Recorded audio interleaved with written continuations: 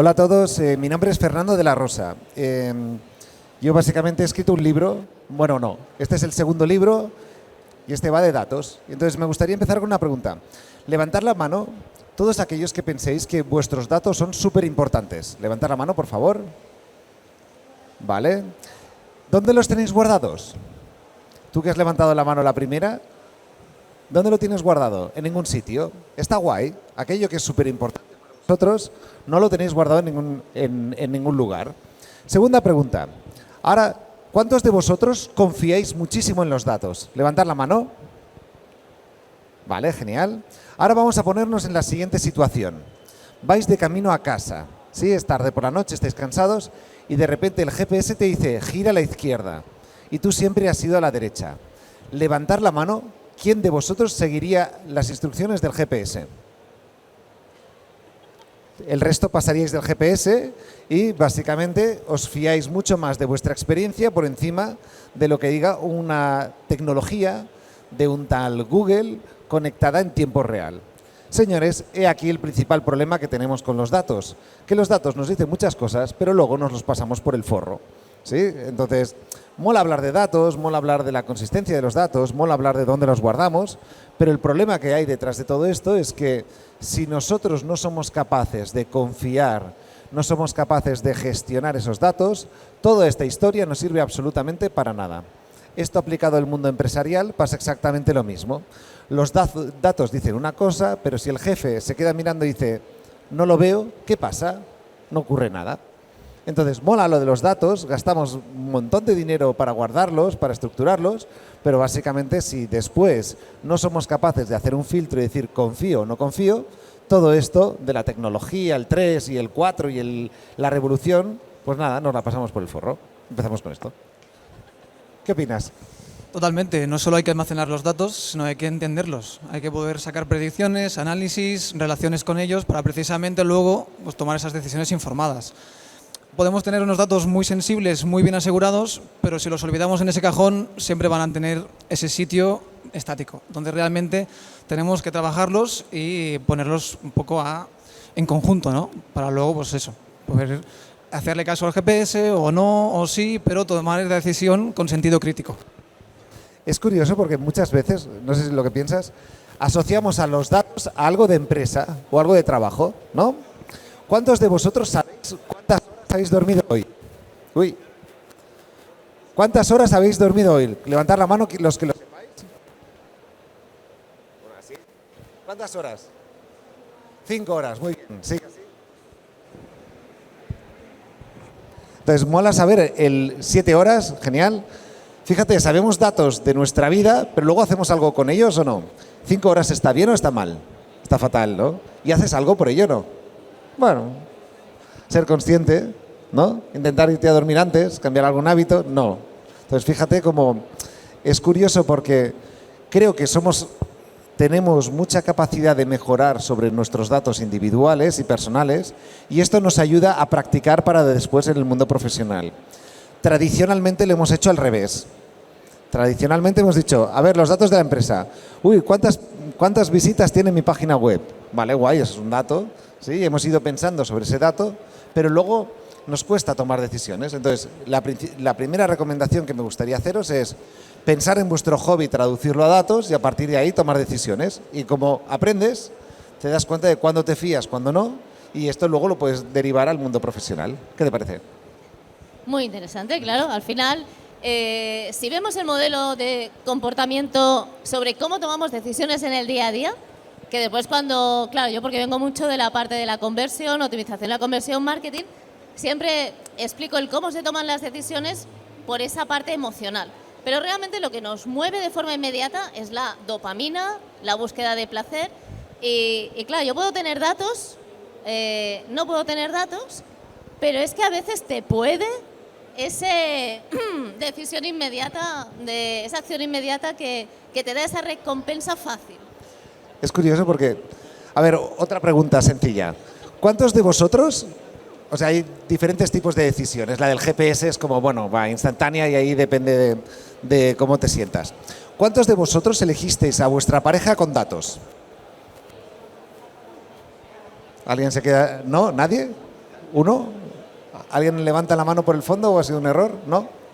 Vale, fíjate cómo la decisión más importante de vuestra vida, que es vuestra pareja o tener hijos, hemos pasado olímpicamente de tener datos.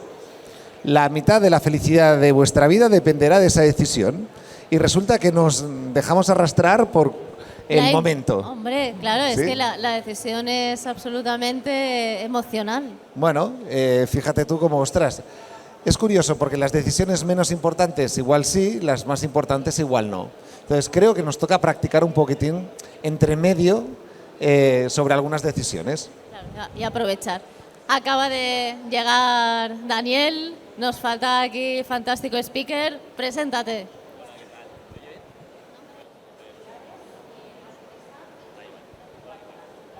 ¿No se oye? Ahora. Hola, ¿qué tal? Soy Dani Pinillos, soy responsable de producto CPO y CMO en Keytrends. Es una startup en la cual cogemos muchos datos de diferentes fuentes para hacer estrategias de corte marketing automáticas basadas en tendencias, detección de tendencias y con una capa de IA generamos contenidos basados en datos.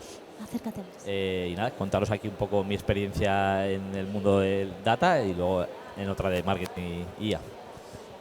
Genial, genial. Al final tenemos distintas visiones que nos van a aportar distintos puntos de vista sobre los datos y dentro de lo que es este proceso de decisión, que es el que estábamos viendo ahora mismo aterrizado en el mundo personal. Porque los datos muchas veces los consideramos como algo que son del mundo a lo mejor más de la empresa, porque es que la empresa tiene que hacer esta inversión o es que a nivel de X y entonces ahí es donde hago todo este proceso de razonar. Pero claro, a nivel personal es el primer paso para ser conscientes de esa oportunidad que nos estamos perdiendo si estuviésemos realmente siendo conscientes de toda esta información. A nivel de empresa, no sé si nos podríais hablar de algún ejemplo, algo concreto de que pudiésemos hacer para aprovechar más este mundo de los datos. Sobre todo yo lo pienso mucho en... Normalmente aquí todos conoceréis el Excel, ¿no? Es el clásico programa de los años 90-2000 que se utiliza. Son filas y columnas, son unas tablas muy básicas, pero realmente si estas tablas las encaramos a nodos, estos nodos son inteligentes. Es decir, podemos almacenar en cada nodo un documento, un código, un PDF, cualquier tipo de archivo en ese nodo. Entonces, ¿qué podemos encontrar, por ejemplo, como caso práctico? Tenemos una consultoría, pongamos que somos abogados, tenemos 6.000 PDFs. ¿Cómo voy a buscar entre 6.000 PDFs algo que me interesa solo de uno? Voy a tener que estar perdiendo el tiempo uno por uno para encontrar la información que yo quiero. Si esos 6.000 PDFs los puedo yo decidir tener en un solo nodo o en 6.000 nodos distintos, yo puedo interaccionar con estos nodos, ¿no? Que al final son cajas con entradas y salidas, para que estos datos yo los pueda hacer, por ejemplo, una pregunta. Entonces, si yo, por ejemplo, quiero encontrar el PDF del cliente número 2, yo voy a reescribir cliente número 2 y me va a ahorrar todo ese tiempo de gestión de los datos. Entonces, en esa forma ya no solo hay que almacenarlos, que entra las ISOs, la 27001 y demás, sino que entra el cómo trabajamos con ellos, de qué forma y qué opciones tenemos para que sea todo mucho más eficiente. Entonces, esto es uno de los casos que pueden haber como posibles, pero realmente estos nodos hacen cualquier relación posible, ¿no? Entonces, este ejemplo de 6.000 PDFs es uno de los varios que se me vienen a la cabeza. ¿No tienes la sensación de que nadie lo tiene bien montado? Literalmente. Y a Nadie veces, lo tiene bien montado. Y me sorprende a veces la cantidad de empresas que son grandes y digo, ¿cómo estáis trabajando o cómo seguís? Con Excel. Eso es. Entonces, bueno, creo que es interesante tenerlo un poco en cuenta, ¿no? Todas esas...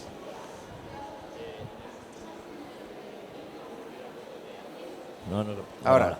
Estoy de acuerdo que sí, mucha gente cuando ves lo que tienen montado, la verdad dices, ostras, esto se podría mejorar muchísimo, ¿no? Y al final muchos acaban trabajando con su Excel y dejan ahí de lado la base de datos o todos los sistemas de Data Warehouse, ¿no? Yo por comentar un poco en el mundo de la empresa, nosotros por nuestra experiencia lo que trabajamos con data es al final pues unos procesos, ¿no? de adquisición de datos, que en este caso intentamos coger son temas de datos de search principalmente, pues cogemos datos de diferentes fuentes, a veces pueden ser scraping de datos de otros sitios que captas, otros de APIs oficiales, donde vas cogiendo, por ejemplo, la API de AdWords, o datos de que generas con NLP, procesando esa información que tienen tus competidores. Y luego hay varios problemas cuando juntas datos, ¿no? Cuando tienes muchos datos y los juntas, tienes primero problemas de infraestructura y de escalado, suelen ser bastante habituales. Nosotros hemos pasado a trabajar ya con bases de datos columnares como ClickHouse, que es una base de datos muy rápida. Hay soluciones en paralelo como TinyBear, por ejemplo, que tienen soluciones paralelo que son súper rápidas para casi leer en tiempo real el dato, que es una de las demandas que suele haber cuando hay mucho volumen. Y luego otros problemas son la normalización del dato, que no se hace normalmente bien, el data running y toda la limpieza, y bueno, problemas que te encuentras antes de siquiera empezar a tratarlos o verlos. Yo tengo una teoría. La podemos confirmar. Los micros me tienen manía. Tengo una teoría, y es que la gran mayoría de empresas no lo tienen bien montado, esta ya la hemos confirmado, y la segunda es que la gran mayoría de empresas se basan en los datos que le dan sus sistemas, no en aquellos datos que realmente necesitarían. ¿Por qué se produce esto? Yo creo que ahí el problema es que los sistemas que tienen son limitados, a veces no se pueden escalar bien y luego a veces no se saben cruzar bien los datos. Entonces, al no poder sacar otros insights que mezclen diferentes KPIs, pues a veces ni piensa lo que puedes hacer, ¿no? Entonces, yo creo que ahí la llegada también de la IA abre un mundo nuevo para poder gestionar los datos de una manera más automatizada y descubriendo insights que sean interesantes, ¿no? Yo creo que hay una primera decisión con todo el mundo de los datos, que es decidir qué guardamos. Esa decisión, claro, es crítica, porque si yo no decido qué guardo, y no solo qué guardo, sino de qué forma lo guardo, después no voy a poder interrogar a esos datos de la forma que me interesa. Pero somos humanos. Tomar decisiones se nos da fatal cuando hay demasiadas opciones y es algo que tiene sus inercias, tanto a nivel personal de nuestra vida en el día a día, como a nivel empresarial, donde además se acumula pues también no solo una decisión que tenga que ser nuestra, sino que se tenga que consensuar. Entonces, acabamos teniendo esos ecosistemas de datos enormes, intratables. ¿Y cómo pensáis que la IA puede ayudarnos? Porque como somos humanos y eso de borrar se nos da fatal también, se acaba acumulando, se acaban guardando exes por un lado, base de datos en el otro, espera, no dos porque somos más no sé qué, y al final interrogar todo eso es muy complicado. ¿Para qué vamos a organizar bien los datos si ahora tenemos herramientas que a lo mejor no nos obligan a organizarlos tan bien y a obtener respuestas igualmente? ¿Veis que esto es factible? Yo lo veo factible siempre y cuando la estructura que se utilice sea escalable. Muchas veces las estructuras son limitantes y precisamente las IAs trabajan con bases de datos vectorizadas. Entonces, las vectorizadas lo que ayuda es que puedas tener una gran escalabilidad con ese vector, que tengas una latencia nula de esos datos. Tú puedes tener una sesión, una gran cantidad o millones de datos para que en la otra sesión opie todos esos datos. Por lo tanto, no estás renderizando toda esa cantidad de información, solo lo que a ti te interesa. Entonces, pudiendo segmentar y pudiendo hacer clusters, realmente es cuando la información podemos ser efectivos en cómo entenderla. Luego ya cada uno tiene los datos que... Y estoy de acuerdo con eso, que al final la tokenización del dato con la llegada de la IA pues facilita mucho el trabajo, pero luego la tendencia que yo veo es que todo el mundo intentamos guardar el máximo número de datos, se guardan burradas de datos y luego el procesarlos es lo difícil, ¿no? Por ejemplo, nosotros con las bases de datos columnares pues ya no es tan fácil borrar o escribirlo. Lo que es fácil es consumir la lectura del dato y lo que es rápido, ¿no?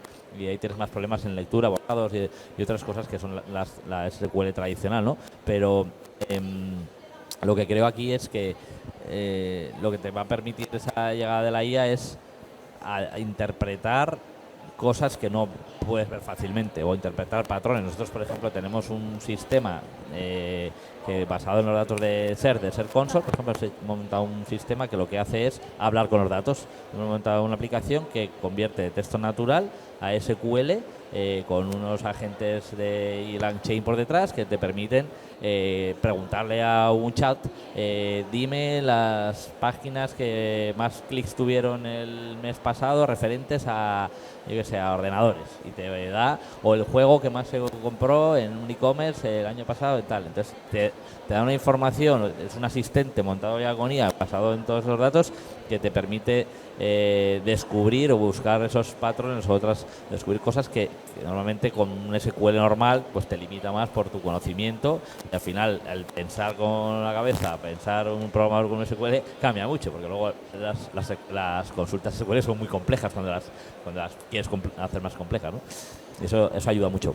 Yo tengo otra visión sobre esto, y es que si metes mierda, sale mierda. Es fácil lo que está ocurriendo con las IAs y con los datos. El hecho de que haya caído tanto el coste de guardar hace que se guarde todo, y se guarda mierda.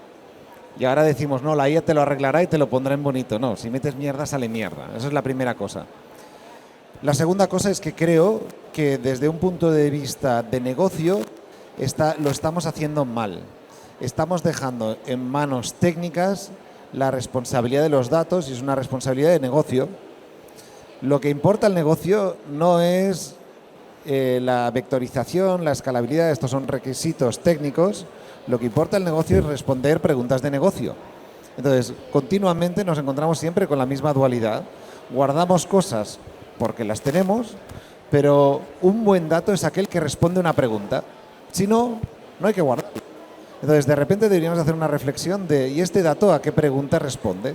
Si no responde a una pregunta, igual no hacía falta. Entonces, vamos a ir a lo básico, es ¿qué preguntas necesitamos responder de negocio que queremos que los datos nos digan? Y no al revés. Entonces, es ahí cuando nos encontramos que guardamos el histórico de cookies, de no sé qué, y dices, y esto no sirve absolutamente para nada para el negocio. Entonces, estamos guardando mierda. Claro, al final, lo ideal naturalmente es saber cómo voy a interrogar esos datos para decidir qué guardo, y no solo qué guardo, sino cómo lo guardo. El problema es que quien pregunta cosas distintas y es muy creativo, y un día te pregunta unas cosas y otro día te pregunta otras. No estoy de acuerdo. Todos los negocios necesitan responder las mismas preguntas. A ver, ¿cómo van los clientes? ¿Van bien o no? Os lo pregunto a vosotros. ¿Los clientes están creciendo o no están creciendo? El problema es que es un cliente. Ay, ya le hemos cagado. Para ti será una cosa, para él será otra, y para él otra. ¿Un cliente qué es? ¿Alguien que te ha comprado cuándo? Yo soy cliente vuestro. ¿Te algo hace 5 años? ¿Sigo siendo cliente o no? ¿O soy un cliente ya no activo? No sé. Empecemos a responder las preguntas, porque al negocio le interesa clientes, volumen, margen, valor. Ostras, estas son las cosas. ¿Cómo sabes el valor que le proporcionas a un cliente? Pues sabes este dato, vete a buscarlo. Déjate de guardar tonterías. Sí, la I es cuando nos vamos a cosas tipo calculadora, sabemos que 1 más 1 son 2, y cuando nos vamos a preguntas de negocio, ahí la parte subjetiva acaba teniendo un peso importante. La calidad del dato es algo muy relevante. El cómo podemos decidir si ese dato es relevante o no es relevante, si ese dato nos aporta información, es algo que es difícil de calibrar. Una de las opciones para decidir si es un buen dato es si nos responde a una pregunta, naturalmente. ¿Tenéis alguna otro matiz que veáis vosotros alrededor de la calidad del dato? A ver, la calidad del dato también realmente es en cada propósito o en cada departamento. Entonces, cuando realmente ese dato tiene que ser entendido, tiene que estar entendido por varios departamentos, por lo que se necesita una plataforma autogestionable para cualquier tipo de perfil. Nos encontramos realmente con muchos perfiles que pueden ser no técnicos o técnicos, pero todos tienen la misma necesidad. ¿Qué está pasando o qué necesito yo hacer en base a algo? Entonces, es eso cuando en vez de cada propósito determinará la calidad de cada dato. Si yo como recursos humanos me encuentro un dato que para mí no es relevante, lo puedo eliminar o lo puedo trasladar al otro departamento que puede estar en otra sección. Entonces, en base a cada propósito se va a poder determinar la importancia de ese dato. Claro, ¿y los sesgos? Ahí siempre van a estar. Entonces, los sesgos siempre van a estar, es cuando se hace interesante poderle hacer una pregunta, sea a través de inteligencia artificial o sea a través de modelos predictivos, para saber qué pasará con ese dato. Puede ser en nuestra situación hipotética, puede ser que te dé una respuesta totalmente aleatoria, pero la pregunta también lo será, porque también está siendo, pues eso, precisamente pues hipotética, ¿no? Para mí otra cosa importante, aparte de la calidad del dato, que tiene que estar bien extraído, bien guardado y limpio, es también la calidad del dashboard que montes. O sea, es al final lo que decías tú, que es qué preguntas me hago para sacar esos datos. Y el dato en sí, por ejemplo, vamos a coger una cosa sencilla, que es como ejemplo el tráfico que viene a una web, ¿no? O puedes ver las visitas, los clics, tiempos de permanencia, el rebote, pero eso no te va a decir nada de cómo, por ejemplo, funciona el comportamiento del usuario. El comportamiento del usuario, para sacarlo, no es el tiempo de permanencia o de rebote o tiempo de lectura.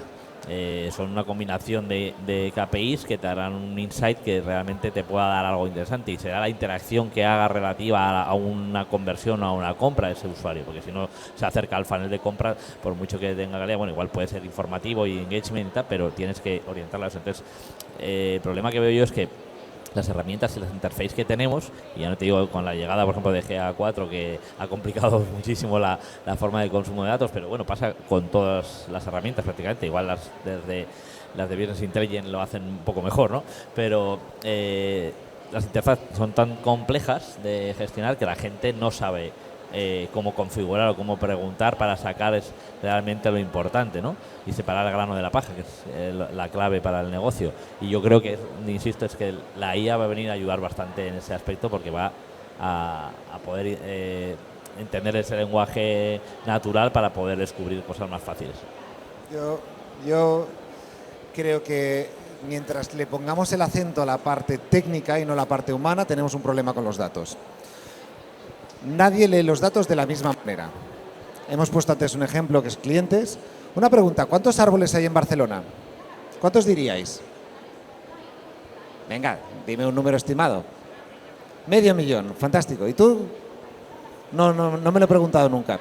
Enseguida vamos a intentar responder a la pregunta por encima de pensar, ¿y qué coño es un árbol? ¿Sí? ¿Y la planta que tengo yo en la terraza cuenta como árbol o no cuenta como árbol? ¿Cómo que no? ¿No la has visto, tío? ¿Sí? Es bajita, ¿sí? No le da mucho el sol. ¡Ostras! Es ahí donde nos encontramos continuamente con el problema de si no somos capaces de definir lo básico, nadie lo entenderá igual. Si no somos capaces de definir las 4 o 5 preguntas básicas del negocio, los datos no los entenderemos igual. Da igual el dashboard que pongamos, da igual el data lake o la última cacharro de turno.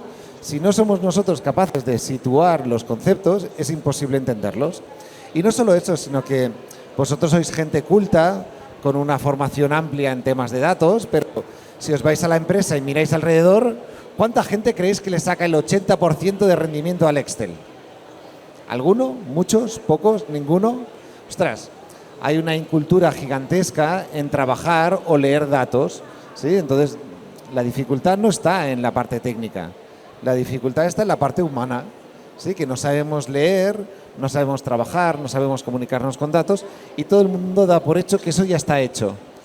Y cuando vemos que no es así, decimos, bueno, la IA lo responderá todo. Claro, no es que la IA lo responde todo, de hecho, lo que quiere, responde lo que quiere. Lo que le da la gana. Por responder, responde. No, la IA es un grandísimo becario, mola mucho, ¿sí? Tú le tienes que explicar un montón de cosas y lo que te dé, o lo supervisas o te vas a meter en un lío. Para algunas cosas está guay, para escribir una chorrada está guay, pero hombre, para el resto... IA necesita unas buenas manos, unas manos capaces para realmente sacarle como provecho. Un buen becario, es como un buen becario. Sí. Un buen becario con un buen mentor crece mogollón. Pero necesita el buen mentor. Necesita Sí. un buen mentor y necesita Total. a alguien que lo supervise, si no, la has liado. Entonces, la IA es un becario, no nos flipemos. Ojo, pero aquí una apreciación. La IA basada en un modelo, por ejemplo un BERT, que lo que hace es por probabilidad sacar un resultado, es un becario y tienes que validar lo que saca. Pues como haces la generación de un contenido o de interpretación de un dato, eso sinceramente no vale para nada mucho, pero otra cosa es la IA aplicada en entornos que solo se basen en tus datos. Entonces eso cambia mucho la película. Vale, entonces, la IA es muy amplia. Entonces, definamos IA porque si no la vamos a liar. Es muy Aquí amplia. en general se está diciendo la IA salvará el mundo, la IA es ChatGPT, la IA no sé cuántos. Un algoritmo de probabilidad no es IA, no jodamos. Pero, o sea, es un puto algoritmo. Una IA aplicada a, por ejemplo, a convertir un lenguaje natural en SQL, yo que lo hemos hecho, no falla ni un dato. O sea, te da lo que tienes en la base de datos. Un algoritmo, sí, que está bien, pero bueno, si empezamos a decir que todos los algoritmos son IA, la hemos liado parda. No. Para mí la IA es un conjunto de datos, como tal. Para mí es cómo se puede llegar a procesar algo en base a qué. Entonces esos datos es la base. Y a mí me gusta mucho una frase de Jeff Hopkins que llama: la representación es el mayor problema de la inteligencia artificial. Porque Porque como precisamente todos somos humanos, todos tenemos que entender ciertas cosas y todos las entendemos luego de una manera, cada uno va a necesitar una forma en la que representar ese dato. Entonces, solucionando la parte de cómo almacenar el dato y cómo lo trabajamos y luego cómo lo representamos, hacemos que cualquier persona, empresa, departamento o aspecto pues pueda estar realmente definido, ¿no?, a lo que cualquiera quiera o con lo que cualquiera tenga. Bueno, aquí yo creo que volvemos a este concepto de que estamos en un mundo que está cambiando, igual que hablábamos antes de qué es Web3, y hay gente que dice que la inteligencia artificial es Web3. Y realmente es como Web3 ya, digo, o sea, Web3 es un mundo, la inteligencia artificial es un mundo tan grande que meterlo también dentro de Web3 pues es decir mucho. Pero hay quien considera que está dentro, hay quien considera que no. La IA se puede ver desde múltiples facetas. Como becario, yo no prescindo de él. Me he viciado y ahora necesito ese becario. Como tecnología aplicada en entrenamientos concretos para aplicarla, consultas, brutal también. Es que realmente tiene muchísimas facetas y es muy potente. Tengo la sensación, igual me equivoco, de que le ponemos nombres raros a las cosas. Y los vamos cambiando, y porque los es que si vamos cambiando. Este es el juego del trilero, claro. Donde antes le llamábamos Web 2, ahora es Web 3, y luego le pongo por aquí blockchain y te digo que esto necesita un wallet y ya con esto suena nuevo, pero es lo de hace 10 años, no jodas, ¿sabes? O sea, es lo mismo. Sí, lo de IA, igual. O sea, no, esto no es nuevo. ChatGPT nos ha sobreexcitado a todos, pero hostia, que son mecanismos de datos con respuestas en tiempo real, que aprenden de forma continuada con interacción y que al mismo tiempo genera un resultado igual o superior que un humanoide. Hostia, pues empecemos a acotar, porque si no, lo metemos todo en el mismo wallet y le decimos blockchain y tira para adelante. Marketing, el mundo del marketing es especialista en cambiarle los nombres a las cosas y darle luz y color. La tecnología blockchain en sí, como forma de guardar bases de datos encadenadas, existe desde hace muchísimos años. Pero es que ahora se ha tangibilizado en algo súper evidente que es Bitcoin. Además, Bitcoin está subiendo de precio y entonces... Volvamos a los datos. Vamos a los datos porque te vas a Bitcoin. A ver, errores más comunes que cometemos a nivel personal, a nivel profesional, cometen las empresas con esta gestión de datos, esta toma de decisiones con los datos. ¿Qué errores eso encontráis que comete más habitualmente la gente? Que no existen. Es decir, hay muchas empresas que no tienen ni cloud, hay muchas empresas que no tienen ni la gestión del dato. Hay muchas empresas que siguen pendientes de digitalizarse y de poder hacer un análisis en base a lo que ya tienen y lo que ya llevan haciendo años. Si precisamente hay muchos comentarios que me han llegado a decir, no, yo estoy donde estoy, entonces seguiré haciendo lo que hago. Me parece muy bien. Si precisamente estás donde estás porque has hecho lo que sabes hacer. Si lo sabes hacer mejor y de forma más informada, llegarás todavía más lejos. Entonces, realmente los datos es algo que en España, concretamente, todavía queda bastante trabajo en concienciar y no solo para almacenar, sino para entender. Totalmente. Y en el día a día, ¿cómo veis que esos datos pueden estar confundiéndonos o no confundiéndonos? O sea, ¿cuáles son los errores más comunes que podemos cometer con estos datos? Mira, hay una frase de estas que no sé de dónde la saqué, que es la de: si crees que los datos van a resolver los problemas de tu negocio, no conoces ni tu negocio ni los datos. Entonces, creo que en general depositamos tanta confianza, fe ciega, en algo que ni siquiera sabemos, que es ahí cuando la expectativa se sobresale respecto a lo que pueden hacer. Eso yo creo es el error en el mundo empresa. En el mundo personal es que lo tenemos como... Hay una línea muy rara entre el mundo personal y el mundo profesional. Por ejemplo, ¿cuántas horas de trabajo, cuál es vuestra media diaria de horas de trabajo que vais a hacer durante toda vuestra vida? ¿Sí? ¿Queda clara la pregunta? La repito más lento. ¿Sí? Horas de trabajo diaria de media que tendréis durante toda vuestra vida. Que levante la mano quien piense que es más de 8. Quien piense que es más de 6. Quien piense que es más de 5. Quien piense que es más de 4. Nadie levanta la mano. ¿Me oís? Bueno, la respuesta es: no vais a superar las 2 horas de media diaria durante toda vuestra vida. Fíjate que esto te parece poco o mucho, pero de repente es que antes de los 25 no currabais. A los 75 dejaréis de currar. Media vida, ¿sí? No estáis currando. Los fines de semana, distorsión. Entonces, continuamente no sabemos entender los datos y asumimos que nuestra experiencia actual es la que condiciona. todos dirán 2 horas ni de coña. Yo creía que eran 5, 6, 8, más de 8. ¿Sí? Cada uno lo tendrá en la cabeza. Entonces, el principal error es que no sabemos trasladar los datos a nuestra aplicación diaria y esto pues hace que luego no sepamos aplicarlos en el mundo profesional. Yo creo que al día a día estamos muy abrumados también por los datos. Daniel, estabas a punto de decir. No, yo también creo que todos los errores comunes es el sesgo de los datos, ¿no? Al final se toman decisiones basadas en un dataset que puede estar limitado y ponemos allá todo el foco en una acción cuando realmente se está midiendo probablemente mal. La mayoría de las veces medimos mal. Entonces esas decisiones sin tener en cuenta ese sesgo pues son peligrosas, ¿no? Pero bueno, también está bien actuar y hacer cosas en vez de estar paralizado por el miedo, ¿no? A no evolucionar. Entonces lo que tienes que tener es en cuenta que ese sesgo existe y, por ejemplo, hacer pruebas, ¿no? En un universo de un grupo de control que tengas todo montado y hacer pruebas en un grupo de test para poder ir recogiendo poco a poco datos y aplicando cambios, no decir, oye, porque hemos visto que esto de repente el dato me dice que esto es así, cambiamos volantazo de la empresa y todo hacia ahí, ¿no? Y eso suele ser un error bastante común. Y si nos metemos en un tema que va un poco más allá, que es referente a estos datos, ¿qué pasa cuando estos datos son nuestros datos personales y cuando estos datos personales ya no están en nuestras manos, sino que para poder acceder a información, para poder acceder a servicios, por ejemplo, la IA en el formato de ChatGPT, no la IA incorporada, integrada en desarrollo.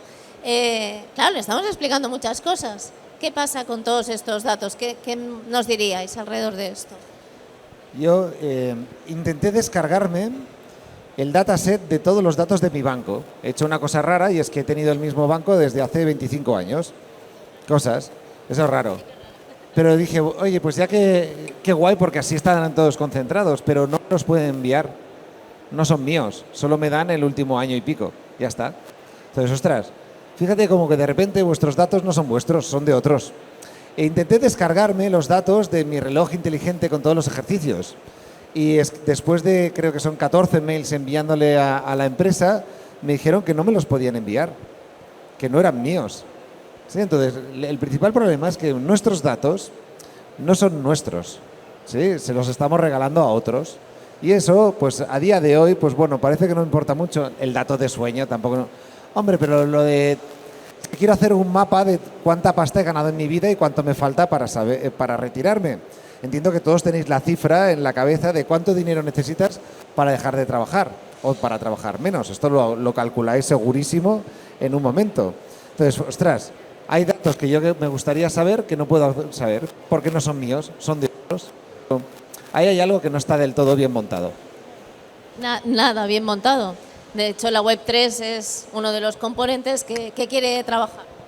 Sí, es ir a esas tecnologías que nos den esa privacidad, porque desde que naces, tienes un bebé, es que ya tienen sus datos desde que entras por la primera ecografía, ¿no? Y ya saben todo el histórico desde que sales al mundo hasta el día de hoy, ¿no?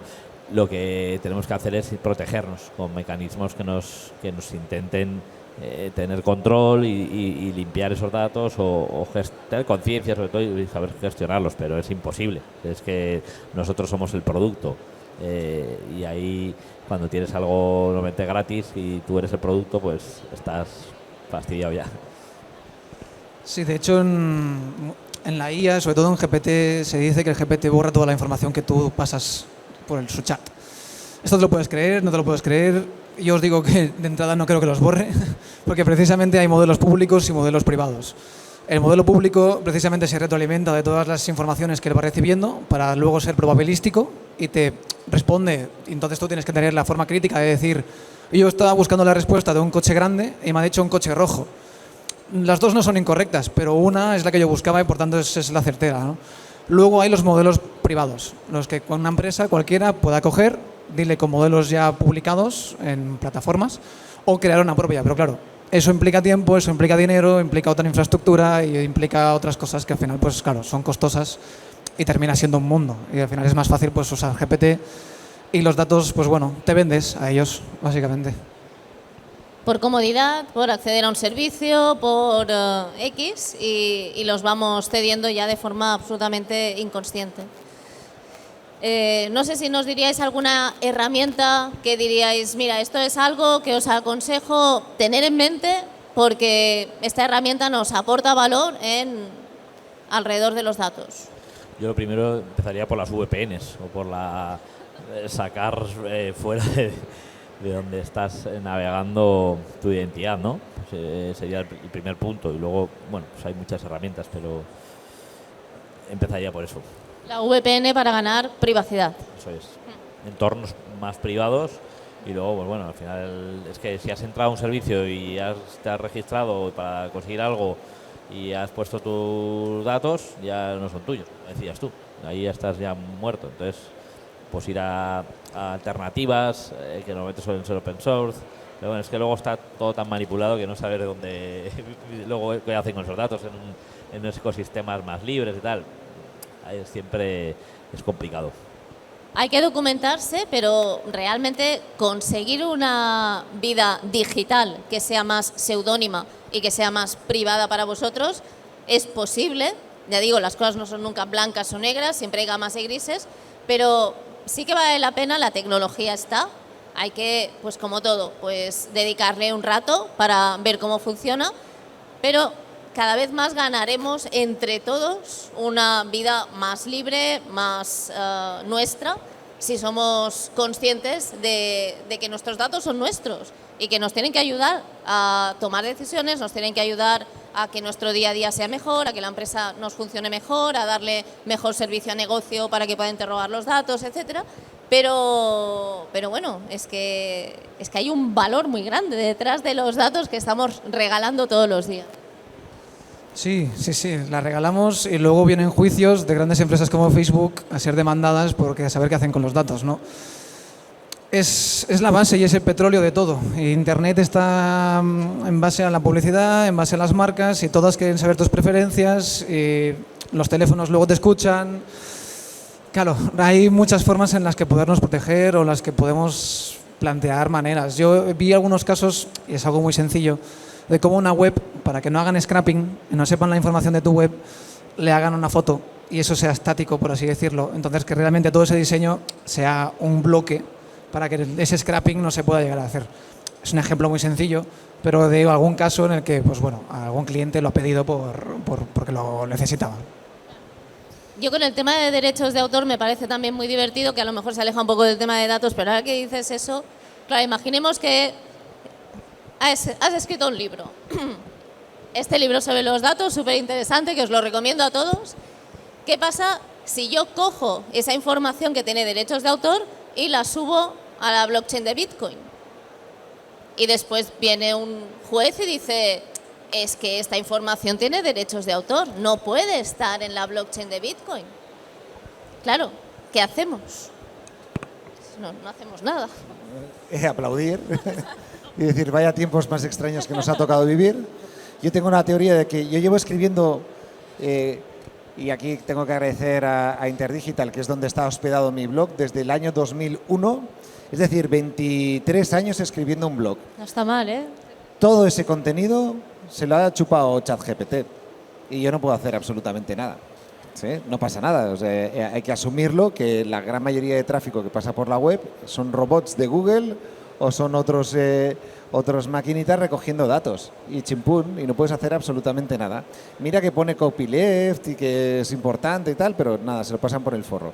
Frente a eso no podemos hacer nada. Entonces, si me decías una herramienta o qué recomendación haría a todo el público que hay aquí, es conocimiento. Esto no va de tools, va de conocimiento, ¿sí? Ahí tenéis un fantástico libro. Por 20 euros os dan 10 ideas sobre datos. ¿Cuánto vale cada idea? No sé, pensarlo. 2 euros por idea, igual sale rentable o no. Igual os ayuda a mejorar vuestra toma de decisiones. Ostras, una toma de decisión del negocio o a nivel profesional, no sé cuál es el coste, pero me da a mí que el coste de oportunidad probablemente es más alto. Entonces yo pasaría de tools, pasaría de la última herramienta de turno, pasaría de la parte técnica y me pondría a estudiar, porque si esto realmente es importante, deberíais de estudiar un poco. La parte humana es muy importante, la parte del conocimiento, la parte técnica, todo lo que es el tratamiento del dato, la escalabilidad, la interrogación del dato. Aquí tenéis a 3 personas que os pueden ayudar muchísimo a mejorar todo esto. Les tenéis aquí a mano. ¿Alguien tiene alguna pregunta en inspira.es? También están sus datos como speakers si queréis contactar con ellos para lo que sea. Pero ahora que les tenéis a mano, ¿alguien tiene alguna pregunta? Tú tienes una pregunta, tú siempre tienes preguntas. Esto antes estaba lleno y se ha ido yendo todo el mundo. Gracias por haberos quedado. Si trabajamos de media en nuestra vida entre 1 y 2 horas, hay alguien por ahí que nos está dando un palo al agua a cuenta mía, ¿eh? No, no es verdad. Es una cuestión que pensamos que nuestras 8, 10 horas semanales actuales es lo estándar dentro de toda nuestra vida. Y no es así. Antes de los 25 tú no curraste. Poco. Yo poco, también, ¿eh? Poco. No. Poco. Vamos. Antes de los 20 no currasteis demasiado. Bueno, la media general es que en España no se empieza a currar hasta los 26. ¿Sí? Después, a partir de los 75 la gente se retira. Es decir, el 50% de tu vida no curras. Actualmente los fines de semana os bajan la media. Si tenéis vacaciones os bajan la media. ¿Sí? Con lo cual no me digáis que curráis más de 8 horas. Ni de broma. Vuestra media actual es 5,8 horas de media diarias. Hombre, esa media no se sostiene mucho a lo largo del tiempo. Físicamente luego vas bajando, subiendo, con lo cual no sabemos de nuestros datos. ¿Sí? Entonces, si no somos incapaces de nuestros datos, imagínate con las cosas del negocio. A ver, en Buenos Aires vas andando por la calle y tú piensas, claro, la gente con 70s, 80s tiene que estar jubilada. Pues no está jubilada. Está vendiendo aguas, está haciendo un delivery.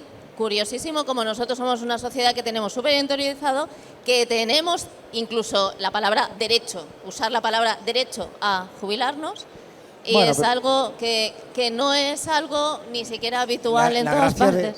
La gracia de los datos es que te da una referencia y luego la casuística de cada uno. No, naturalmente, o sea, que es la visión que tenemos aquí. Pero vaya, a mí es algo que sales del entorno, sales de la burbuja y te choca.